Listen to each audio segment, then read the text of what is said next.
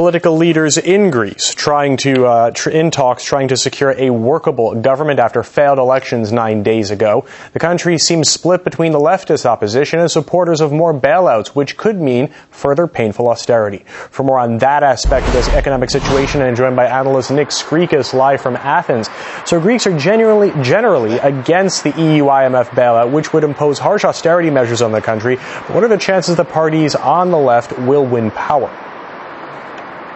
At the moment, it seems from very initial polls that the parties on the left will do well. However, a month is a long time in Greek politics. And we also have to understand something else. There is a bit of cognitive dissonance here in the sense that if you ask most Greeks about the bailout cash, they're very happy to take it. If you ask them whether they would rather be in the euro, well, 80% will say yes. If you ask them about the austerity, of course, they say no. I think there may be some ways that the memorandum can be renegotiated to take away the worst of the austerity, but keep some of the supply side reforms, and for Greece to be able to stay within the European Union in that way. But of course, political leaders have to come clean with the population.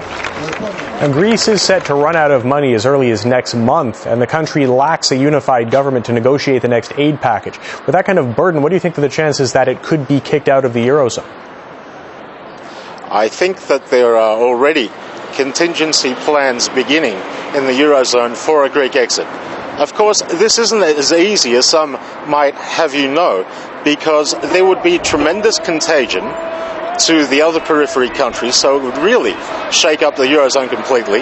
And also, the cost of Greece exiting the Euro and being bankrupt is more than about 300 billion, because it's not just what the government owes, it's also what the Greek banks owe and what the Greek Central Bank owes the ECB. There are no easy options here. I think Europe will give us enough time to get our act together, should we wish to. Now, this threat to expel Greece from the Eurozone, how much is that a message to the country's leaders aimed at forcing Greece to accept a bailout? I think it would be a very harsh message. You have to understand that in Europe at the moment there is a bit of a dichotomy.